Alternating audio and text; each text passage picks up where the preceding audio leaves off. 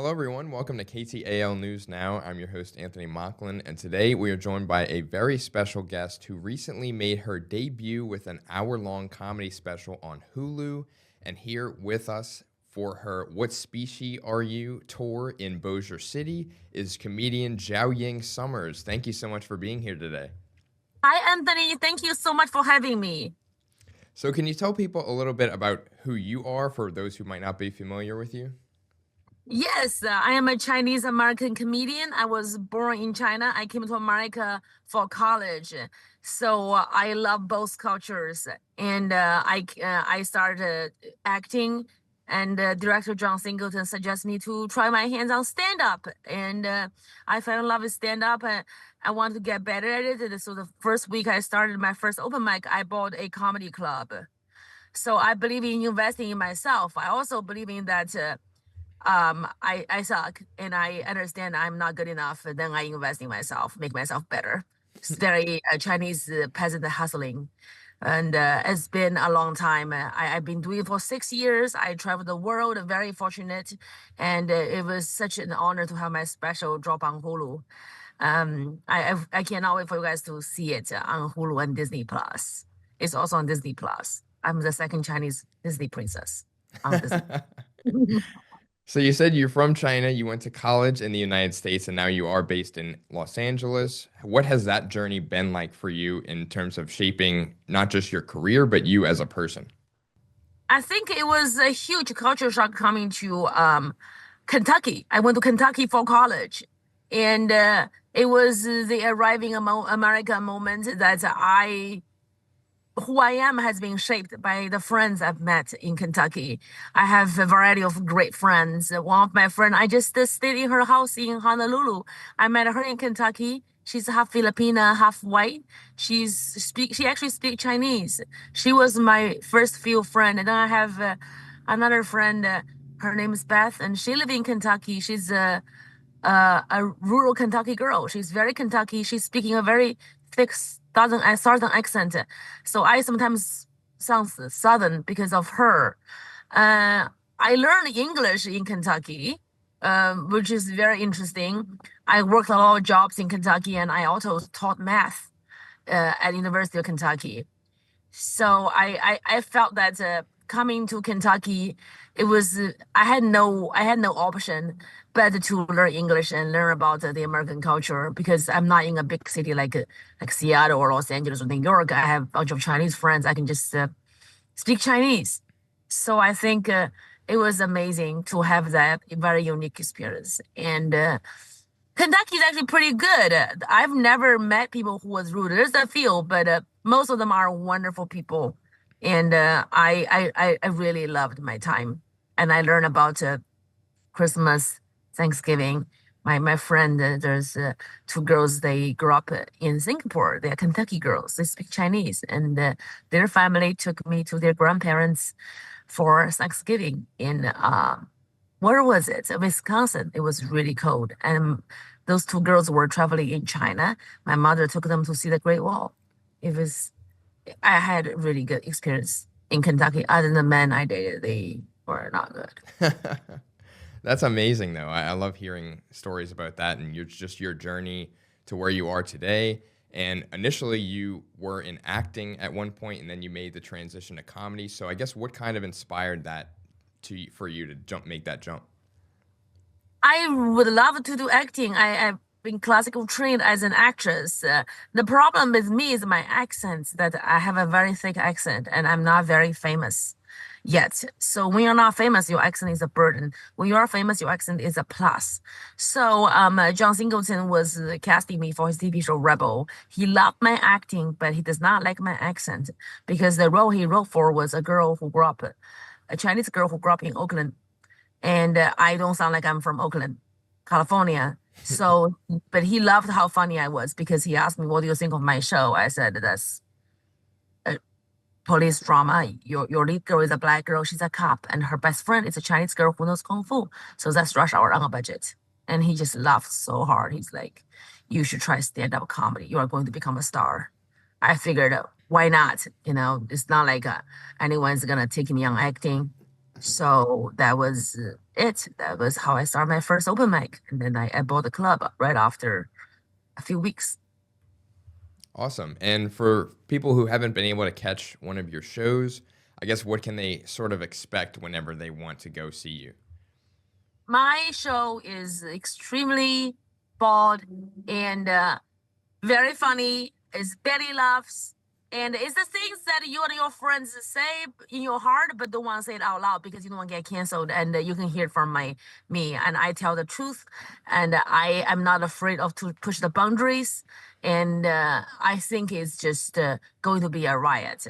It's going to make your other shows less enjoyable. And with that, raw, unfiltered style, is there an inspiration that made you want to start doing that and tell things your way? I think is when I started comedy, I tried to take all the advice people give me, be likable, be quieter, don't dress up too much, don't wear too much makeup, and don't be too much, don't be you. And I've always been too much. I'm always the person who is a lot to handle, and I try to take advice and I never found my voice. Nothing ever really clicked until one day I just let all go. I just told myself, I don't want anyone tell me who I should be. I would just want to be myself. And I was loud, I was obnoxious, I was me, and I killed. And I killed every time. And I realized that stand up is not trying to please anyone. Stand up is just be funny, be yourself. You can't be funny if you're not authentic. I unfortunately is not quiet. So I want to be me. And I have been influenced by Joan Rivers and comedians like George Carlin. I love to push the boundary. And I don't think there is a boundary. I think the boundary is funny. And a little bit of a personal question. You are, someone who is living with bipolar 1 disorder. And I just wanted to ask, how has that affected your career and how has your career helped, you deal with that? I think it's been really tough because I tried to get on medication and it did not work well for me. So I try to balance my mental struggle with career. I try to write down the manic energy to work more, and I try to rest as much as I can so I can be more stable. And I have a easier access to my emotions because of my condition. So it's very easy for me to write, but at times it can be difficult for me to sleep.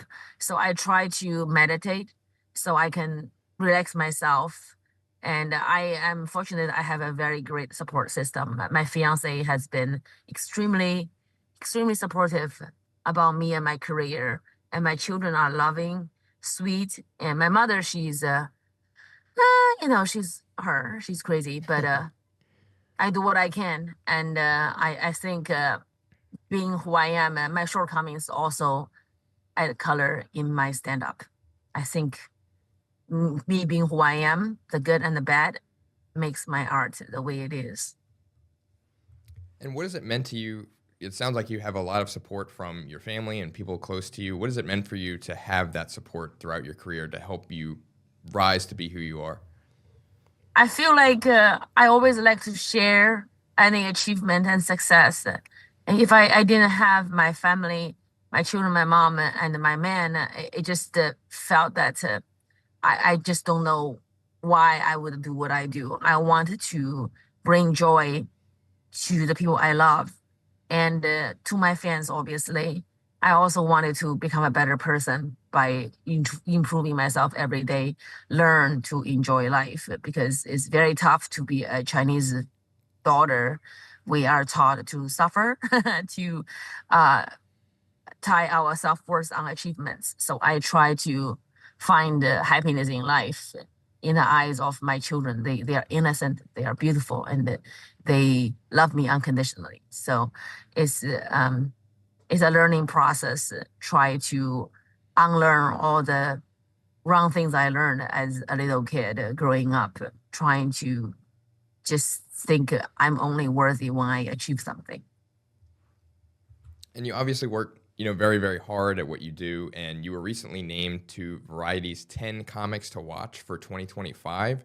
So I guess what does it mean to you to see some of that hard work pay off and get some recognition on a national scale? If I felt unreal because I have really aggressive, confident energy on stage, but deep down I am very insecure and humble, and I can't believe I was one of the Variety's top comic to watch. But then I can. So it's just I was like, okay, good, because I always been fighting this by myself. I have made my name on social media by posting myself, and I have tried to open the door of all the comedy clubs and start touring the world and start to do everything. I never had any support from any media or any big comedians who take me on the road to tour with them. I just had to do everything on my own. So to be recognized as Variety's top comic to watch was definitely something that's very meaningful to me. I felt that I got validated by the industry, and it's been a long wait. And thank God it's happening now.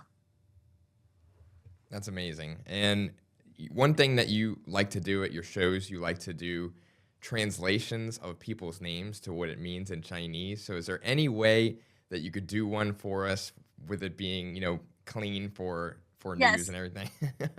yes. I love to because the culture is so interesting. There's in Chinese we don't really call your name because we can't pronounce it. We can't pronounce Anthony.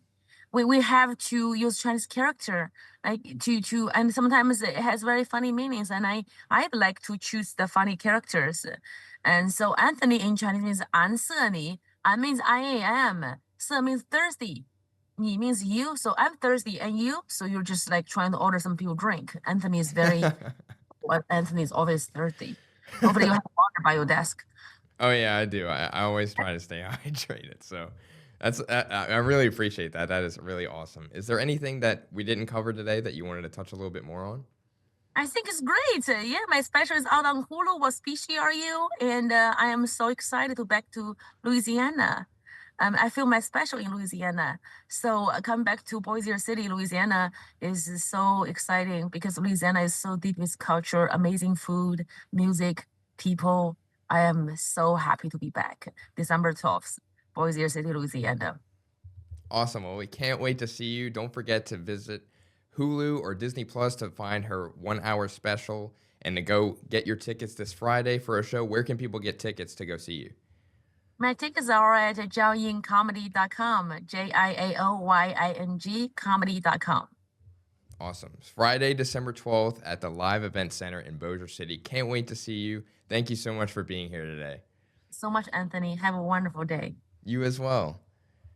And if you haven't yet, be sure to visit ktalnews.com, which is where you can get all of your local, breaking, and trending stories like this one. And don't forget to get your tickets for this Friday, December 12th at the Live Event Center in Bossier City to see Jiaoying Summers and her stand-up special.